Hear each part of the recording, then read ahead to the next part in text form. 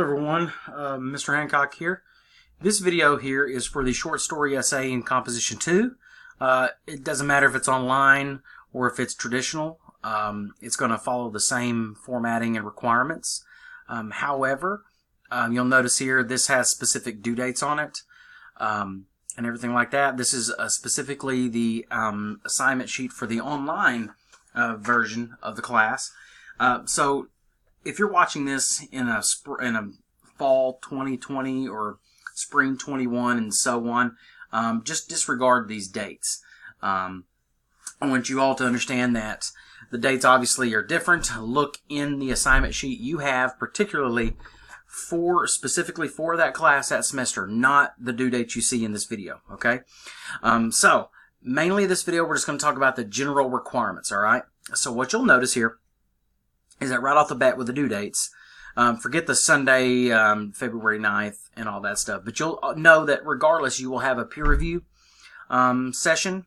You'll also have the revised draft that'll be due, okay? So anyway, let's talk for a minute about what this assignment is. So this is a short story essay. For Comp 2, please understand that while we are reading, and I said this in other videos, but while we are reading literary works and writing about literary works, this is not a literature course. So I'm less concerned with that and more concerned with you being able to analyze and produce an idea and back it up through academic writing. So with that being said, let's take a look here for a second. The word length is 750 words minimum. That does not include your works cited page. And you can see for this essay you are to analyze one short story and argue for a specific theme, arriving at a conclusion concerning the chosen topic. And this is a literary analysis, but essentially the type of mode you're writing is it's a persuasive essay. It's an argumentative essay. You're essentially going to tell your reader, like a conversation. You have to think about it like a conversation. You're going to tell your reader, hey, I just read this story. I know you read it too, but this is what I think the message is. And the reader would naturally look at you and say, or your friend, and say something like, you know, really, you think that's what the story's message is? Show me where you got that out of the story. And so now notice if that was a conversation, it would move directly now into you showing examples from the text and, you know, trying to explain and argue how those examples prove your message to be true, prove your point. And so that's what you're doing here, except it's in essay form, okay? Sources. One source, which is the story in which you're analyzing. You will not do outside research. You will not incorporate secondary sources. Do not do that. I have some students that will still try to do that. Please don't. Just focus on what you think and what you see from the story itself, and let that be it. Now, the rest of this here, I'm going to let you go into reading that right there. It talks about peer discussions. The way this works is that I'm going to have assignments for you or throughout the weeks that will help you develop it and go through the writing process. But on usually the third or fourth week of the unit, depends on the unit you're in. For this one, I believe it's the third week. You will submit your rough draft in two places. You'll submit it as a document inside of the discussion board, and you will use the peer review sheet that I also have available for y'all to give each other feedback. But you'll also find a rough draft assignment in that third week's unit or module. So there you will go in and submit it again. So you'll actually submit your rough draft twice. One time is in the discussion board for all of you to discuss and help each other. The other time is in an assignment so I can make specific comments in it. All right, there it is. When you do your rough drafts, make sure all paragraphs are there. Intro, multiple body, about 4 to 5, if it's 750 word minimum, 4 to 5 body paragraphs, and then a conclusion. Then make sure obviously it's typed in a Word document, and make sure it's in MLA formatting. Go ahead and do all the MLA typing requirements. Make it look good. Try hard. Don't throw garbage on a piece of paper right before it's due, because I'll know, and it just won't work out good for you. Also, I always tell students, and this isn't written on the handout, but still, try to get your documentation done. Look at the handouts, follow the videos, and even if you think it's wrong, it doesn't matter, do it anyway. Because if it's bad, we can still fix it. If something's wrong with it, we can identify the problem and fix it. If you don't do it, we won't know. So please make sure you do that on the rough draft so I can help you with that before it's due for the big points. All right, so what are you going to write on? Notice right off the bat you'll see you have 3 stories to choose from. You must choose from one of these 3 stories, okay? Also, if we change editions of the book, which I don't believe we are, but if we do, the page numbers may change. So just look in the table of contents for your page number changes. Also, if you're having a hard time getting your book right off the bat, get out there and do a simple Google search. You'll find the stories, okay? But anyway, what you'll notice here, and I'm going to go over this in a new theme handout as well, or excuse me, a new theme video. But anyway, you'll notice here that I go ahead and give you a few topics for each one of those stories. So you get to pick the story, and then you get to pick the topic, okay? So for instance, with the yellow wallpaper, let's just say you really like that story and you think you can write about it. You have possible topics here. Constraint, escape, freedom. You might be able to blend them together. You don't have to. Try to just pick one. And so your goal, after reading all 3 stories, is to pick one story you want to write about, that you want your essay to be about.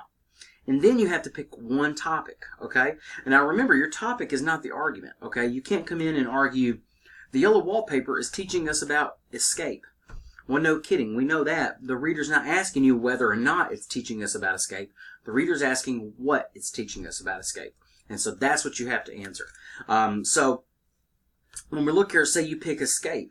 There's that. Then you have to get a theme from it. We'll talk about theme. And then you have to use what you'll see as the C method. You'll use the C method to lay out your body paragraphs to where you present an example from the text, a piece of evidence, and explain how that example proves your point, proves your thesis, okay? A big part of this, y'all, is to think in terms of a conversation. Like I said, I mean, really, another good analogy of this is like, think about going to the movies with a friend, and you just went and saw, I don't know, Star Wars or something, and y'all come out of the theater, and you're like, man, that was a great movie. You notice you just both saw it. And then you're talking, you're like, wow, I think the movie's trying to show us this. I think there's a big message. And like I was saying earlier, your friend looks at you and goes, are you serious? Where in the world did you get that idea from? So now it's your goal to say, let me show you where I got that from, all right? You remember this part where this happened? You remember where this happened? You remember the part where this happened?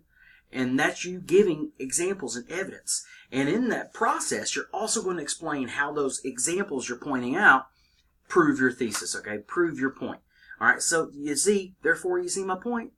This is the message. That's what you would naturally do in a conversation.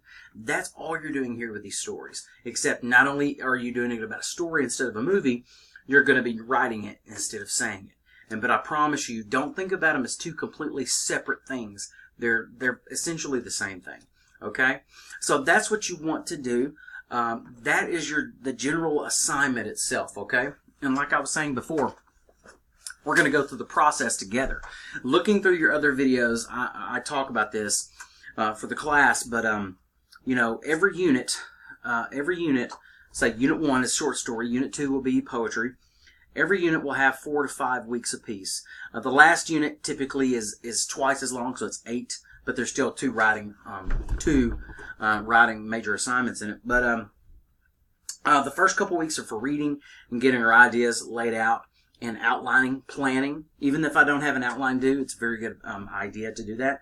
And then we write the rough draft. We peer review each other, help each other out, catch problems, focus on good stuff, fix those problems before the big points are due with the final draft, okay?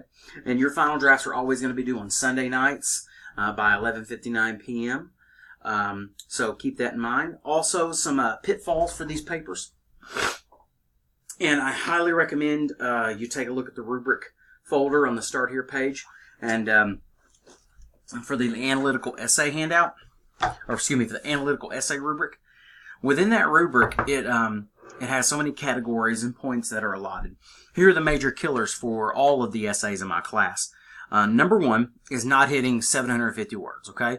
If you don't hit 750 words minimum, that first category for MLA formatting, you'll lose all points in that category, which is 20 points, okay? Also, if you do not, and I have videos on this and help for this as well, but if you do not do your documentation, which means both in-text citations and a works cited page. If you don't do either one of those, say you don't have any in-text citations but you got a good works cited, or vice versa, or you have none, it doesn't matter. If you're missing the bulk, the majority of them, you lose all points in your documentation category, which I believe is 25 points.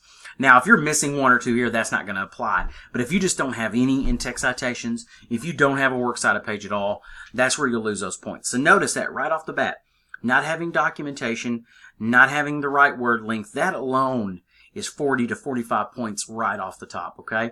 If you're late on turning in your paper, that could be 10 points off right there, okay? So you see that a lot of students may, I don't want this to happen, but it's really easy for some students if you procrastinate and put this off being an online class, or if it's traditional, it can happen too. But if you, don't, turn in for a rough draft, if you turn it in late, if it's too short, don't have documentation, you could really fail this paper. But notice, the failing part has nothing to do with your skills and your ability. It has to do with you just getting the job done. So please don't let that stuff happen. And if you have any questions, if you have any problems with getting this stuff done, getting Blackboard, just anything, give me a call, shoot me an email, come by the office. I'm here to help you out. I want to make you succeed. So you're not going to put me out, I promise you, okay? Anyway, there is the assignment for you. If you have any questions at all, please let me know.